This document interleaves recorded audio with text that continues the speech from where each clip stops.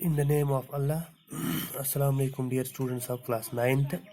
Welcome to all of you in this online session of your geography class. Dear students, as you know, we are discussing the drainage system of India. तो उसी हवाले से जो हमारा आज का topic है वो है role of rivers in the economy of country, या we can say the importance of reverse,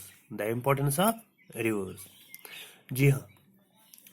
तो यहाँ जो हमने इसको कुछ पॉइंट्स में डिस्कस करने की कोशिश की है कि दरियाओं का क्या रोल है इंडियन इकोनॉमी में या इंडिया में, रिवर्स की इम्पोर्टेंस क्या है। तो सबसे पहला जो है वो है कल्चरल इम्पोर्टेंस। क्या है cultural importance? Dear students, right from the history अगर हम बात करते हैं तो जो दरियाव है इन्होंने एक तहजीब को डेवलप करने में या कल्चर को डेवलप करने में एक अहम रोल अदा किया है। आज भी अगर हम अपने एंशंट कल्चर की बात करते हैं तो उसमें दरियाओं की जो इम्पोर्टेंस है या दरियाओं का जिक्र जो है उसमें रहता है। बहुत सारी फोकलोर्स या वो जो फोक सॉन्ग्स इन दरियाओं के बारे में या इनका जिक्र उन फोकलोर्स और फोक सॉन्ग्स में होता है। तो culturally they are important for the history of human civilisation. ठीक है। जो दूसरी बात है वो है नेचुरल रिसोर्स। क्या है नेचुरल रिसोर्स? ये जो रिवर है एक इम्पोर्टेंट नेचुरल रिवर है, नेचुरल रिसोर्स है। हमें जो है इनसे जो भी गिफ्ट्स मिलते हैं फ्री ऑफ कॉस्ट मिलते हैं, इनके लिए हमें कोई पेमेंट नहीं करनी पड़ती है। They are the free gifts of nature. इतना सारा पानी हम इस्तेमाल करते हैं, हमारा जो इतना सारा एग्रीकल्चर है या और बाकी चीज़ें हैं वो डिपेंडेंट ऑन दिस रिवर्स, और ये हमें नेचुरली फ्री में मिलते हैं।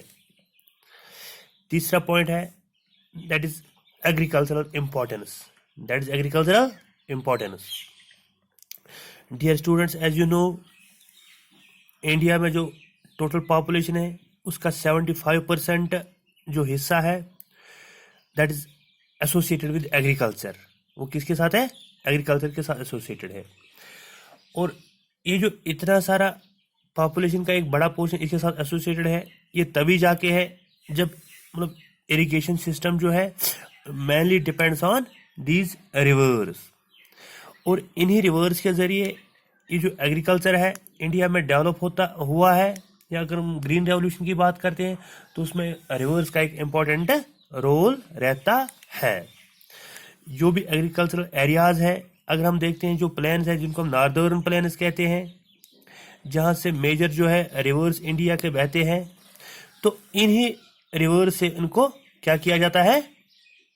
इरिगेट किया जाता है।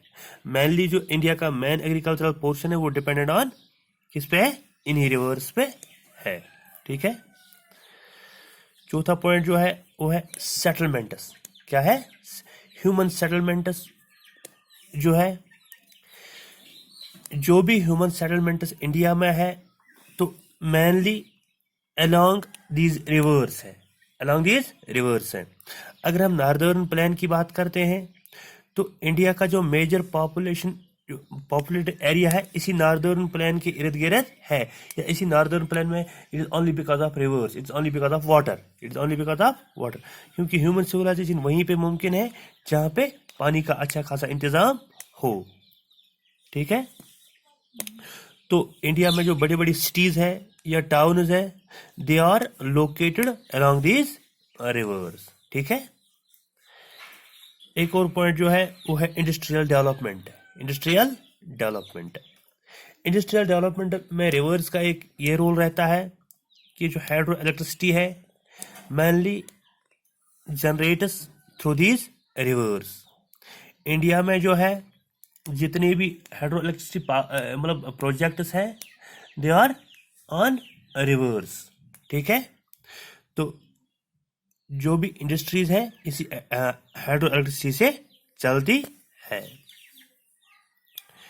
एक और पॉइंट जो है वो है ट्रांसपोर्टेशन। क्या है?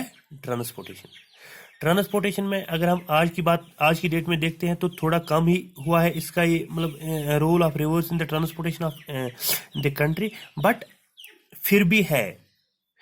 इनलैंड जो ट्रांसपोर्टेशन है या जो जहाँ से मतलब मुमकिन नहीं है कि रोड फैसिलिटी हो, वहाँ से एंशिएंट टाइम्स अगर बात करते हैं तो रिवर्स का एक अहम किरदार रहता था।